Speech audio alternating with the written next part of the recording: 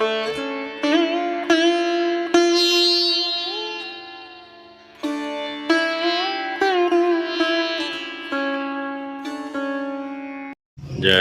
સ્વામિનારાયણ. આજના દર્શન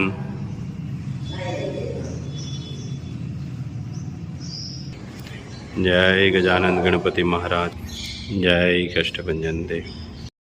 જય સ્વામિનારાયણ. જિંદગી મળવી એ નસીબની વાત છે, મોત મળવું એ સમયની વાત છે, પણ મોત પછી પણ કોઈના દિલમાં જીવતા રહેવું એ જિંદગીમાં કરેલા કર્મની વાત છે. જય સ્વામિનારાયણ. Good morning. જય સ્વામિનારાયણ, જય શ્રી રામ, જય શ્રી કૃષ્ણ, જય માતાજી, ઓમ નમઃ શિવાય. સત્યમે વિજેતા સિદ્ધેશ્વર મહાદેવની જય. કે નવું વર્ષ, કે આપણે નવા વર્ષની અંદર, કે આપણે કાલે રાત્રે ફોન આવ્યો કે તકલીફ વાળું છે અને કીટ આપવાની છે. રાશન જ માંગ્યું હતું કે થોડું ઘણું 1-2 મહિનાનું કરી દો ને તો આપણે એ ભાઈને સારું પડે. એટલે નવા વર્ષની અંદર કે આપણે સેવા કાર્યથી સ્ટાર્ટ કર્યું નવું વર્ષ. તો આજે આ નવા વર્ષનો પહેલો જ દિવસ છે અને પહેલા દિવસની અંદર કે સવારની અંદર કે પહેલી જ આપણે કીટ દેવા જવાનું છે. એટલે સેવા કાર્યથી આપણું નવું વર્ષ ચાલુ થયું છે. તો ભગવાન પાસે એટલી પ્રાર્થના કે આ વર્ષ અમારું સેવા કાર્યની અંદર અર્પણ થાય એવી ભગવાનને પ્રાર્થના કરીએ છીએ. અને ખૂબ અમારાથી સેવા થાય.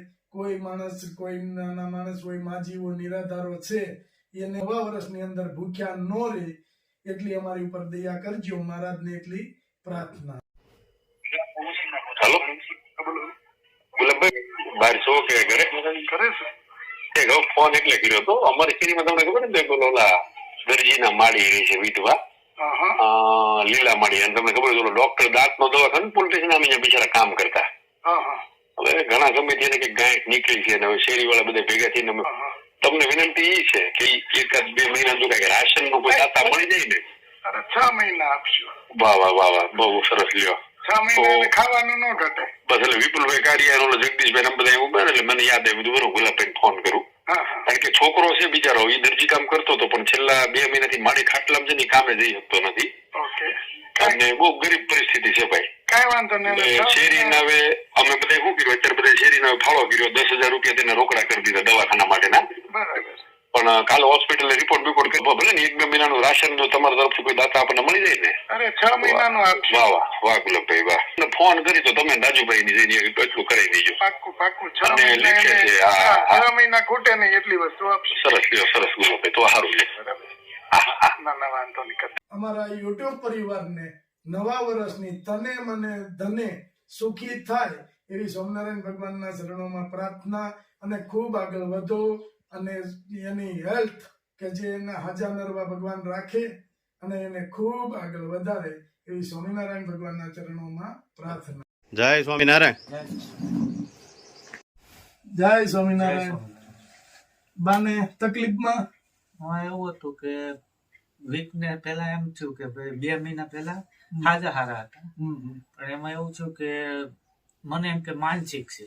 એટલે હું જુનાગઢ લઈ ગયો, મન હોસ્પિટલ છે ને. એટલે એમાં એને એમ કીધું, એને 10 દિવસની દવા આપી પણ એમાં કઈ ફેર પડ્યો નહીં. પછી 10 દિવસ પછી પાછો ગયો. મેં સાહેબ કઈ ફેર નથી આમાં. તો મને કે પાછી 15 દિવસની દવા આપો. પછી મને આમાં વીક તબિયત બગડતી જ લાગી. તબિયત બહુ બગડે છે એટલે પછી બગડતી લાગી. એટલે મને અહીંયા શેરીમાં આપણા મિત્ર સર્કલ છે, એમાં મને કે મારા મમ્મીની દવા ચાલુ છે એ કે અહીંયા અંકિત મોગા છે, ત્યાં લઈ જાય, એ માનસિક ના હારા છે, અમરેલી. ત્યાં ગયો એટલે એમણે મને 15 દિવસની દવા આપી. એમણે મને કીધું એટલે મેં 15 દિવસની દવા પૂરી કરવા જતો હતો પણ તબિયતમાં બહુ બગાડ આવ્યો મેં. સુધારે જ નહીં, વધારે તબિયત બગડતી ગઈ. એટલે અમારા બીજા એક છે રિક્ષા વાળા ભાઈ, મને કે એક કામ કર તું હવે એને સિવિલ હોસ્પિટલ જ લઈ લે. કે પછી તો ઉપાડીને લઈ જવાના જ હતા. બધી રીતે થાય ને, આર્થિક રીતે આપણી પાસે કઈ એવું બિઝનેસ ન હોય એટલે તકલીફ થાય. એટલે મને કે તું હવે પછી ત્યાં દવાખાને ગયા ને, ન્યાય સાહેબ હતા, મને કે આમને દાખલ કરવા પડશે. મેં કીધું તો દાખલ કરી જો. ત્યારે તો હું એકલો જ, મારા દીકરો 2 જ હતા, લઈ લઈને ફેરવતો હતો. અને ત્યાં ગયા એટલે મને કે સીટી સ્કેન કરવો પછી MRI કરાવવો MRI, હા. મને કે એમાં 2400 રૂપિયા તમે ભરી આપો. તો વાંધો નહીં. તો મારે આવ્યો 8મો વારો, તો સાંજે વારો આવ્યો. એટલે અંદર લઈ ગયા એટલે કે આમાં કાંઈ ખબર પડતી નથી. હજી કે તમે 1600 રૂપિયા ભરો. બસ આ 1600 રૂપિયા ભર્યા. તો અહીંયા નિદાન સવારમાં આવ્યું. મને કે આમાં 34 mm ની ગાંઠ છે અને માડીને કે અમદાવાદ દાખલ કરો. અને અમદાવાદ તો હું એકલો તો ફેરવી શકું નહીં. બધા મને લલુ સેટમાં ગયો, બધે ગયો, બધા મને ભાવનગરની સલાહ આપી. મારી પાસે કઈ પૈસા હતા એટલે પછી મેં કીધું ભાવનગર. પછી આ શેરીમાં મિત્ર સર્કલ ભગીરથભાઈ જેવા માણસો બધાએ મદદ કરી આપણને. એટલે એમને લઈને હું ગયો. નકર મારી પાસે પૈસા નહોતા. આ બધા ભેગા કરીને મને આપ્યા. મને કે તું તાત્કાલિક લઈ જા. પણ એમાં એવું આપણે તમે બે જ રહ્યો છો? તો આર્થિક રીતે તમે દુખી છો એ તો બધા ખ્યાલ છે, બરાબર? એ મને વાત ખબર છે. હા, ભાઈએ વાત કરી મને કે આર્થિક રીતે બહુ મોટી તકલીફ છે અને બા ને આવી મોટી તકલીફ થઈ છે. તો હવે બા જ્યાં સુધી અહીંયા બીમાર છે ત્યાં સુધી ભાઈ કઈ કામ કરી શકે નહીં. ભાઈ રવાય નહીં. કોસવાવમાં ભગવાન બધું સારું કરી દે હે, એમાં રડવાનું ન હોય. અને જે ભગવાનની મરજી હશે એ થાય. પણ જે તમે એમ કીધું કે આર્થિક રીતે તમે દુખી છો, તો એમાં તમને મિત્ર સર્કલે મદદ કરી બધાએ. દવાખાને તમે પોગી ગયા. પણ હવે જે કઈ તમારે ખાવા પીવાનો પ્રશ્ન છે એ અમે મદદ કરીએ છીએ. તો પછી તમારે મગજમાં તમારે ટેન્શન નહીં લેવાનું. તમે જો કઈક બીમાર થાઓ તો બાની સેવા કોણ કરશે? એટલે તમારે મગજની અંદર ફ્રેશ મગજ રાખવાનું, મગજમાં નહીં લેવાનું, બરાબર? અને જે કઈ ભગવાને ધારી હશે એ થાય. અને બાની ઉંમર ઘણી બધી છે, પણ નથી કેતા કે મા દીકરાનો પ્રેમ જે છે એ આમ ચોડી ન શકે કોઈ. એમ કે ગમે એવડા હોય તો દીકરો ગમે એવડો થાય. દિવસ જાગી જ છીએ, હોતા જ નથી. અત્યારે તો આજકી આવ્યો પછી બોલતા બંધ થઈ ગયા. નકર બહુ બોલતા, રાડ બધું કરતા ને. 2 દિવસ પહેલા બહુ એવું થઈ ગયું. તો હવે શું કરું? નકર બહુ રિપોર્ટમાં શું આવ્યું માથામાં? રિપોર્ટમાં માથામાં MRI માં ગાંઠ આવી 34 mm ની. પછી ન્યા ગયા એટલે ન્યા એ લોકોએ CT સ્કેન કરાવ્યો. એટલે આખા શરીરમાં કોઈ પ્રોબ્લેમ નથી એમ કીધું. એ કે અમને એક તકલીફ બીજી દેખાડી કે જન્મથી અમને એક કિડની નથી. એ હોત પ્રોબ્લેમ. આપણે તો મને ખબર નહીં, પહેલી વાર આપણે બધું કરાયું એટલે એમણે એમ હોત કીધું કે જન્મથી એક કિડની નથી. અને માથામાં ગાંઠ છે. માથામાં 34 mm ની જમણી સાઈડમાં છે. એના ફોટા બધું છે આમાં. એ તો બહુ તકલીફ વાળું છે. અને એમાં કે કોઈ થાય કઈ વસ્તુ થઈ શકે એમ નથી. એમ દવાખાનાથી રજા આપી દીધી. હા, દવાખાને સાહેબ રજા આપી. આ MRI ના CT સ્કેન. MRI છે. આ વ્હાઈટ જમણી સાઈડ આમાં ચોખ્ખી દેખાય છે. જો જમણી સાઈડ માં છે, બતાવું. જો આમાં છે. અમને બહુ કરે એ અને આ જો 34 mm ની ગાંઠ છે. ટ્યુમર જ, બેન ટ્યુમર કહેવાય. એટલે માડીને ઓપરેશન થાય એમ નથી અને દવાખાનેથી રજા આપી દીધી છે. ભાઈ સેવા કરે છે અત્યારે. તો ભાઈ જો મેકીન જાય કામે તોય તકલીફ છે. જમવાનું બાને એને જે કઈ થોડા જાજુ ખવડાવવું પીવડાવવું, પોતાને ખાવું, પણ ભાઈ કામે જઈ શકે એવી કોઈ સ્થિતિ નથી. અને કોઈ એવું એની પાસે કોઈ એવો આવકનો સ્ત્રોત નથી કે કદાચ ન જાય તો ચલાવી શકે. એવો કોઈ આવકનો સ્ત્રોત નથી. કાંઈ વાંધો નહીં, તમે ટેન્શન ના લ્યો. તમારે ખાવા પીવાનું અમે બધી વસ્તુ લાવ્યા છે, કોઈ વસ્તુ. એટલે પછી તમારે છે ને બાનું ધ્યાન રાખવાનું, બાની સેવા કરવાની, બરાબર? રિપોર્ટ કરાવ્યા.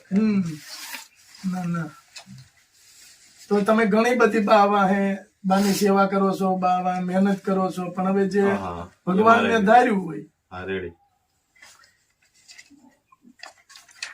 અને મેં એવી વાત સાંભળી ભાઈ કે બાઈએ કામે ઘણું કર્યું છે. હા એમને શેઠ સાહેબ ની ત્યાં નોકરી કરી હા અને પછી ગયા આ અગ્રાવત સાહેબ ની હા અને પછી અત્યારે ગોંડલિયા સાહેબ ની હમ. ઓહો. એમને 30 વર્ષ નોકરી કરી. 30 વર્ષ કેમ કે હોસ્પિટલ મારા ધંધામાં કઈ હતું ને એટલે એ જાતા બીજા જતા હું સાંજે એવું કામ કરતો કે 150 રૂપિયા આવે 100 રૂપિયા પણ એમાં કઈ થાય નહીં. થાય 150 રૂપિયા 100 રૂપિયા ઘર નો ચાલે. એટલે એ બિચારા મને મદદ ય કરતા. અત્યારે મારો સમય છે તો મારી પાસે એવો સ્ત્રોત નથી. ના ના કાંઈ વાંધો નહીં, ભગવાન બધું સારું કરશે. એમાં કોચવાવાય નહીં, રોવાય નહીં. રડવાનું નહીં, હિંમત રાખવાની આપણે કે આ આપણા બાને તો સારું કહેવાય. તમારા ભાગમાં આ સેવા છે, માની સેવા કરો ને એ ઉત્તમ છે.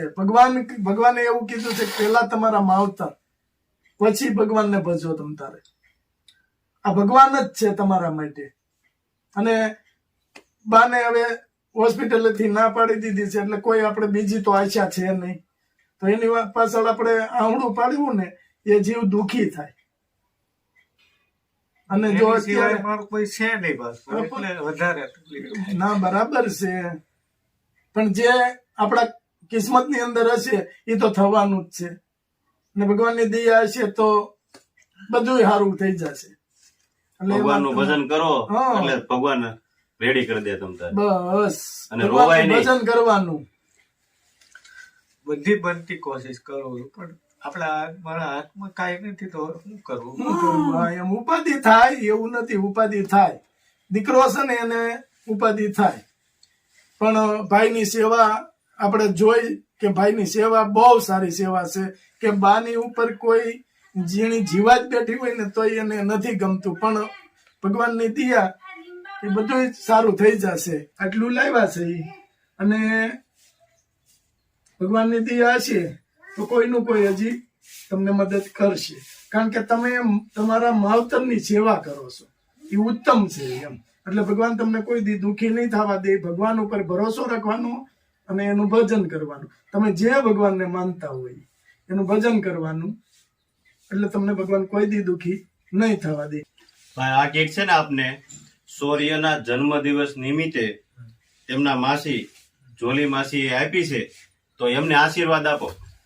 ભગવાન એમને ખૂબ ખૂબ પ્રગતિ અને ખૂબ ખૂબ આગળ વધારે અને ખૂબ સુખી રાખે એવા અમારા ગરીબ માણસની મદદ કરે છે એ બદલ એમનો ખૂબ ખૂબ આભાર. રોવાનું નહીં. રડવાનું નહીં, હસોડકું આમ જો એ દુઃખી થાય. ભલે એને આમ નથી ખબર પણ એને ઈ સંભળાય છે એ બધું. ખાવા પીવાની હવે તમારે ઉપાધિ નહીં રહી. હા, એટલે તમારે હિંમત રાખવાની અને બાને હિંમત આપવાની. બે વસ્તુ તમારું કામ. અને ભગવાનનું ભજન કરવાનું. બા પાસે ગીતાજી છે કે કોઈ બીજા ભગવાનનો સત્સંગ કરો તો એને સંભળાય તો છે જ. એટલે એના માટે ફાયદો, તમારા માટે ફાયદો. એટલે આપણે ફ્રી ટાઈમ હોય, તમે ઘડીક અહીંયા બા શાંત હોય ત્યારે એને ગીતાજી વાંચો કે બીજા કોઈ પુસ્તક વાંચી અને એના કાન સુધી પહોંચાડો એટલે એ જીવ સદગત થાય એમ. નહીતર જેટલી તમને ઉપાધિ છે ને ભાઈ એટલી એને છે કે મારા દીકરાનું શું થાય. બરાબર? કોઈ પણ માં હોય એને એટલું હોય કે મારા દીકરાનું હું વહી ગયા કે મારા દીકરાનું શું થાય. એટલે એને ભગવાનનું ભજન કે કોઈ એવું રામાયણનું પુસ્તક વાંચો, ગીતાજી વાંચો, એવી રીતે કરો અને બા પાસે બેઠા બેઠા ભગવાનનું ભજન કરો. બા સાંભળે તો એને આત્માને શાંતિ મળે. બરાબર? અને રડવાનું નહીં. રડો ને તો જો બાને જો ખબર પડે ને તોય એ દુઃખી થાય. એટલે રડવાનું નહીં. હાલો ભાઈ, જય સ્વામિનારાયણ. હિંમત રાખજો.